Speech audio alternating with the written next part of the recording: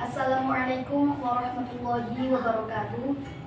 Saya Sofia Rahmah, perwakilan dari Pondok Pesantren Putri Tahfidzul Quran Al-Hikmah, Tugurejo, Tugu Semarang, akan mengikuti ajang musabaqah qiraatul Qur'an yang diselenggarakan oleh Pondok Pesantren Kiai Galangsi.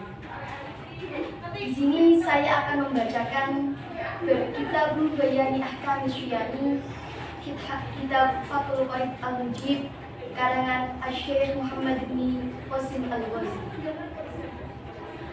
A'udzu billahi minasyaitonir rajim. Bismillahirrahmanirrahim. Kitabul Bayani Ahkami Syiyami. Ai hada tegese utawi iki iku Kitabul Bayani Ahkami Syiyami, kitab kang mertelake pira-pira hukume masalah poso. Wa huwa utawi lafaz asyam wa syaumu lan lafaz asyum iku masdaroni rupa masdar karoni. Makna huma utawi kang den karepake syam lan saum lugotan ing dalam cara bahasane iku al-imsaku makna ngeker. Wa syar'an lan kang den karepake syam lan saum ing dalam makna syariate iku imsakun ngeker. Sing dikeker anu tirin saking barang kang batalake poso. Carane poso biniyatin kelawan niyah, sifate niyah maksusatin kang den tertentokake apa niyah. Jami'ana hari ing dalam sekabehane rayino, qabilin kang nampa apa nahar, lisyaumi maring nglakoni poso. Sing ngeker min muslimin saking wong kang duweni agama Islam. Sifate muslim akilin kang duweni akal saka muslim. Sifate maneh muslim tahirin kang suci saka muslim. Sucine min haidin saking haid wa nifasin lan nifas. Wa syaraitu wujubi syiyami utawi pira-pira syarat wajibe poso. Iku salah satu asya'a ono telu pira-pira perkara. Wa fi ba'di nusahi lan iku tetep ing dalam sebagiane pira-pira naskah. Arba'atu asya'a utawi dawuh arba'atu asya'a. Sing maknane papat pira-pira perkara. Isine papat pira-pira perkara mau al-islamu suwiji ya Islam. Patang perkara kang nomor loro wal bulughu lan bali. Patang perkara kang nomor telu wal aqlu lan duweni akal. Patang perkara kang nomor papat wal qudratu lan kuwasa ala syumi ing atase nglakoni kuwasa. Wa hada utawi ikilah al-qudrah ala syumi dua ya hada. Iku as-sawitu nuskhah kang gugur ala nuskhati talatati ing atase nuskhah kang telu. Fala yajibu mongko ora wajib apa asyaumu syawum apa asyaumu poso ala addadi dalika ing atase sewaliane mengkono arba'ah. Jadi kitab ini menerangkan tentang beberapa hukumnya puasa. Puasa sendiri diambil dari lafaz asyam dan shaum, di mana lafaz asyam dan asyam merupakan masdar dari fi'il madhi syoma. Syoma yasumu syauman aw syiyaman. Adapun makna dari syam dan shaum secara bahasa adalah menahan diri, al-imsak. Wa syar'an imsakun an muftirin biniyatin maksusatin. Sedangkan yang dikehendaki dalam makna syariatnya yaitu menahan diri dari perkara yang membatalkan puasa dengan niat yang telah ditentukan. Jami'an naharin qabilin lisyaumi, selama seharian penuh yang menerima untuk dilaksanakan puasa. Min muslimin aqilun tahirin min haidin wa nifasin, yaitu bagi orang muslim, orang yang mempunyai agama Islam, yang mempunyai akal dan suci dari haid dan nifas. Wa syaraitu wujubi syiyami salatatu asya. Kemudian untuk syarat-syarat wajib puasa ada 3 perkara. Wa fi ba'di nusahi arba'atu asya. Sedangkan dalam beberapa naskah ada yang mengatakan 4 perkara. Isi dari 4 perkara tadi, al-islamu wal bulughu wal aqlu wal qudratu ala syumi. Yang pertama yaitu Islam, yang kedua adalah dia sudah balik, yang ketiga dia mempunyai akal, dan yang keempat dia mampu untuk melaksanakan puasa. Wa hadza wasaqit ala nushati talatati. Dan keterangan wal qudru ala syumi adalah keterangan yang gugur pada naskah yang ketiga. Fala yajibu as-syaumu ala abdadi dzalika. Maka dari itu puasa tidak wajib dilaksanakan bagi orang-orang yang tidak memenuhi 4 perkara tersebut. Kemudian di sini ada kata an-muftirin, perkara yang membatalkan puasa. Untuk perkara yang membatalkan puasa itu ada jenisnya. Yang pertama kausulil aini jaufahu. Seperti masuknya perkara ke dalam lubang di dalam badan, seperti telinga, mulut, hidung, atau bubul dan dubur. Terus kita juga harus menahan diri dari jima dan juga istimna. Kalau kita tidak bisa menahan diri dari itu semua, entah itu sengaja atau tidak sengaja, maka puasanya batal. Ini yakin maksusotin. Maksusotin di sini adalah puasa-puasa yang tertentu, seperti puasa Ramadan, puasa kafarah, dan puasa nadar. Jami'an hari qabil nisumi. Ini maksudnya seharian penuh yang menerima untuk dilaksanakan puasa.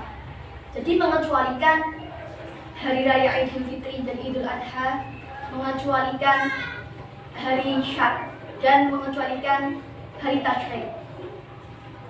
Dilakukan oleh orang Islam yang sudah berakal dan suci dari haid dan nifas. Baik Mbak Sofi, dari materi yang telah Mbak Sofi sampaikan, yakni pada bab kita Bayani Ahkamis Syami dalam kitab Fathul Qorib, muncul beberapa pertanyaan nih. Nah, yang pertama, apakah pengucapan niat puasa itu harus dilaksanakan pada malam hari? Jadi untuk niat puasa sendiri itu merupakan syihatis syurutun al-awalu an-niyah. Itu syarat sahnya puasa yang pertama niat. Di dalamnya itu wajib at-tabyid fil fardhi duna nafil. Emang wajib untuk tabyid, wajib untuk melafalkan niat puasa di malam hari. Tapi itu untuk puasa-puasa yang fardu, seperti puasa Ramadan, puasa kafarah, atau puasa nadar. Sedangkan untuk puasa sunnah itu tidak wajib untuk melafalkan niat di malam hari. Cuman ada batasannya, fatu jazi'uhu qabla zawal. Batasan itu sebelum tergelincirnya matahari. Oke, berarti kalau melafalkan niatnya itu sebelum tidak pada malam hari, berarti tidak sah, gitu? Iya, tidak sah, karena itu merupakan syarat sahnya puasa. Dan dalam niat itu harus adanya tabyid. Kalau nanti dia tidak tabyid, liqoulihi sallallahu alaihi wasallam, "Malam yubayyit an-niyata qabla al-fajr, la syiyama lahu." Barang siapa yang tidak mengucapkan niat puasa, yang dimaksud di sini puasa wajib di malam hari atau sebelum fajar, maka dia tidak terhitung melaksanakan puasa, alias puasanya itu tidak sah. Oke, berarti tidak sah ya Mbak. Terus ini Mbak, bukannya pengertian dari niat itu sendiri adalah makruh bil fi'li. Jadi niat itu diucapkan berbarengan sama pengerjaannya. Nah kan dalam puasa ini niatnya di malam hari dan pengerjaan puasanya itu besok hari. Nah bukankah ini berbeda sama pengertian niat itu sendiri Mbak? Untuk permasalahan ini kita tidak bisa menggabungkan antara pengertian niat ya qasdu syai'i makrunan bil fi'li dengan syarat sahnya puasa di sini. Karena dalam niat ini berkewajiban untuk tabyid. Emang ada ketentuan kita wajib untuk melafalkan di malam hari. Bahkan kalaupun bersamaan itu tidak cukup wala tujzi'u muqaranatu hari fajr. Bahkan kalau kita niat bersamaan dengan keluarnya fajar itu pun tidak cukup, tidak boleh. Benar-benar harus dilafalkan sebelum fajar. Gitu ya Mbak, berarti kalau yang soal puasa ini termasuknya pengecualian gitu. Iya. Ya, terus gini Mbak, di dalam masyarakat biasanya pengucapan niat puasa Ramadan itu berbeda-beda Mbak. Jadi ada yang nawaitu summa ghadin an ada'i fardhi syahri Ramadan. Nah, sebagian lagi ada yang mengucapkan niatnya itu nawaitu summa ghadin an ada'i fardhi syahri Ramadan. Nah, menurut Mbak Sofi sendiri, menurut kaidah nahwunya itu seperti apa? Kenapa ada yang Ramadana, ada yang Ramadani? Sebenarnya untuk permasalahan Romaldona dan Romaldoni secara kaidah nahwu masing-masing punya pendapat. Kenapa Romaldona? Karena pada isim isyarah hadhihi sanata itu dia dijadikan dhorof. Sedangkan yang Romaldoni itu karena hadhihi sanati itu dijadikan idhofah. Romaldoninya itu idhofah pada lafaz hadhihi sanati. Itu tidak bisa disalahkan kalau secara kaidah nahwu. Tapi mungkin ada yang bertanya, kenapa kok Romaldoni? Padahal Romaldoni itu merupakan isim ghair munsharif yang ketika dibaca jar itu dibacanya dialamati dengan fathah. Tapi kalau kita mengikuti kaidah nahwu seperti yang dilafalkan dalam bait alfiyah, wajuratul fathah fi malaya sharif malam yudhaf aw yakun barakalatif. Isim ghair munsharif itu dijadikan menggunakan fathah selama dia tidak diidhofahkan atau tidak bersamaan dengan al. Sedangkan Romaldoni di sini pada kaidah ini dia diidhofahkan pada lafaz hadhihi sanati. Jadi Romaldoni ini dialamati mengikuti alamat mufradnya, yaitu dibaca kasroh. Sedangkan merujuk pada kitab Bajuri itu pada pelafalan Romaldoni hadhihi sanati itu biidhofati Romaldona lismi isyarati litakuna al-idhofatu mu'ayyanatan liqaulihi Romaldona hadhihi sanati. Dengan mengidhofahkan lafaz Romaldoni pada isim isyarah. Karena agar lafaz Ramadan di situ tertentu pada tahun ini. Nah, sedangkan yang mengatakan bahwa Ramadan atau hadhihi sanata dijadikan dhorof itu merupakan qaul yang fasid. Dhorofnya lafaz itu fasid. Karena kalau itu di situ dhorofnya niat, itu harus ketika, yaitu ketika kita mengucapkan niat tersebut, yaitu pada malam itu, bukan tahun itu. Nanti lebih kalau merujuk pada bajurinya itu lebih ke Romaldoni hadhihi sanah. Oke, kalau berdasarkan kitab Bajuri berarti memang rojihnya Romaldoni gitu ya. Baik, terima kasih Mbak Sofi atas jawabannya dari beberapa pertanyaan yang muncul tadi.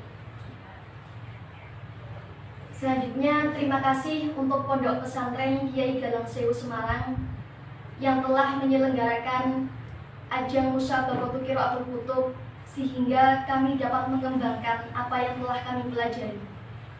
Terima kasih. Wassalamualaikum warahmatullahi wabarakatuh.